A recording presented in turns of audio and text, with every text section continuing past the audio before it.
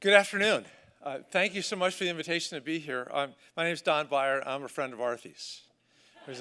So I think the only reason I'm here. But I'm also a member of the bipartisan House AI Task Force. I was thrilled to be part of that, which Speaker Johnson and Hakeem Jeffries appointed a little earlier this year. 24 of us, 12 Democrats, 12 Republicans, tasked with actually trying to do the opposite of what we did with social media, which is nothing, except make sure you can't sue them, and actually develop meaningful legislation on the risks, the downsides of artificial intelligence. But that probably wasn't why I was invited here. I was just so excited to think that there are people talking about their dreams and their aspirations for what AI can mean. I probably am what's the right word? I'm giving credit to the wrong theory, but for years I've been saying, I read a book on psychocybernetics that said that when you write down a goal, you're halfway to getting there. And being a car dealer for years, almost everything I know is from car dealer sales training tapes. I've discovered that one of the most important lessons I can give to younger people is write your goals down. You write down the long-term goals, the year goals, the monthly goals, and it's amazing how much you'll get done. So I took the opportunity to write down my 5 aspirations. I am sorry that I missed all the 7 very cool panels today. I understand the 2 minutes are already up on the AI.gov website and the YouTube soon, so I won't repeat any of them. But okay, number 1, I'm so excited what AI is going to do for fusion. Fusion energy is the number 1 priority for me, for my office, no matter that they're all political science majors. We deeply believe in it. And that's simply because the best leaders are the ones that think long term. My dad was a NASCAR racer, and he used to say that the difference between the great drivers and the average drivers was the great drivers looked farther down the road. So when you think about what changes climate change, what changes poverty in the world, what changes just the allocation of scarce resources, what if you can have energy that comes from seawater and rock that has no radioactive waste that you can plant on a facility the size of a tennis court, and all you have to do is solve the science and engineering problems. But artificial intelligence is going a long way to making that happen. I know everybody in this room is familiar with what Lawrence Livermore's done. Many of you actually have gone to see it. That thing is way smaller than a BB. Like 10 of them would fit into an M&M. And it took massive artificial intelligence use to make those 48 lasers all come together on that thing in that 1 split second to get now a Q of almost 4 to 1, which is 4 times out for what went in. But in order to deliver electricity, you've got to be able to replace that little thing 10 times per second. I don't know how we do that without artificial intelligence. I spent a long time hiking last week with a PhD MIT computer science student who's working for Commonwealth Fusion Systems, and giving me much deeper understanding of magnetic confinement of hydrogen plasma for fusion than I'd ever heard before. I actually never knew that the plasma leaked despite the magnets. But it turns out that getting that plasma in the right position to hit 100 million degrees centigrade, to be compressed, to actually catch on fire, requires a great deal of artificial intelligence to do that.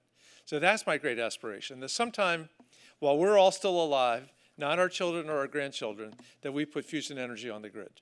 And there are 34 different private companies in America. With Arthy's support, we had this great celebration, I think last week, of the 2nd anniversary of the decade-old commercial fusion energy over at Eisenhower Building. It's very exciting, and please pay attention, and please stop that evil skepticism. We don't want to hear about this 50 years from now. In fact, one of the people there said 50 years ago in college, 45 years ago in college, they told them it was 50 years away. They said, now, good, now it's only 5 years away, which is really good. The second thing, of course, and I know you've had presentations on it, is how excited I am about the healthcare, how it's changing all of our lives. I just saw a wonderful optical coherence tomography exhibit that was great, not just diagnosing glaucoma or diabetic retinopathy, but actually telling me how clogged my arteries are. And the notion of breast cancer and lung cancer, and every friend I've died of cancer in the last 5 years has been pancreatic cancer. And the notion that with AI, we can look and see high risk of pancreatic cancer 3 and 4 years earlier, right now, when you diagnose it, it's too late. So if you can see it 3 or 4 years ahead, there's a real chance you can make a difference. I have a chance to talk to lots of 6th graders and occasionally 8th graders and point out that every one of them is going to live to be 100, and if they don't smoke. But because of what you guys are doing with artificial intelligence, with health. It is very, very exciting and something that we should all really embrace. Number 3, I've spent most of my life in management. I'm what they call a natural-born leader, the son of the founder. So I took over the car business from my dad, and so it's all about management. You know, the whole notion that technology is one of the most important, management is one of the most important technologies ever developed. So supply chain management is completely changing around the world right now because of artificial intelligence. The way we organize things. Every time I get to an airport and there's a line, 15 minutes long, I think, who's the manager here? And why aren't they using artificial intelligence to make it so that it works really well? We are seeing for the first time in 20 years significant increases in productivity. And the only way economic growth, GDP growth, is 2 things. It's increases in productivity and increases in labor force participation. So if artificial intelligence can be that boost for productivity, it's a wonderful thing, especially if we look overall. A planet with a little 8 billion people, 2 billion still going to bed hungry every night. The ability to create enough resources through management to feed everybody, to house everybody, which by the way has an interesting impact on population growth, a negative impact, will be a wonderful thing for those of us who want to, every one of us worry about the children of God. The 4th thing I'm so excited about is the most diffuse, but it's the impact that artificial intelligence is having on science and will have on science. I want to know what dark matter is. I want to know what dark energy is. You probably saw the report last week, 2 weeks ago, about taking this very, very thin slice of a human brain and analyzing and found that one synapse, when I studied Donald Hebb's 50 years ago, it was, axon in, dendrite out, one synapse, that these synapses had 50 different neurons coming into one thing. Extraordinarily complex. There's so much about the brain, about biodiversity. Maybe we'll understand string theory.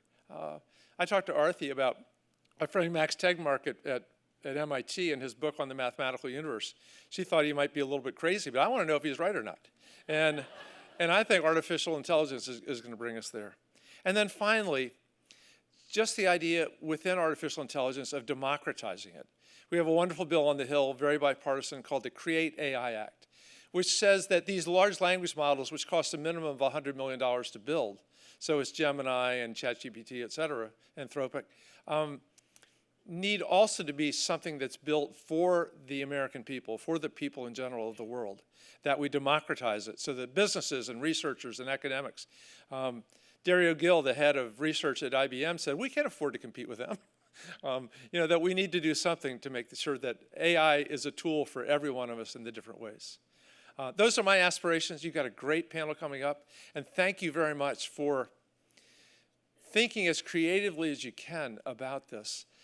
One throwaway thought. I had an interview last week with some podcast on AI, and they wanted to know what my advice was for the many, many people studying AI at MIT and Harvard and Stanford and the like.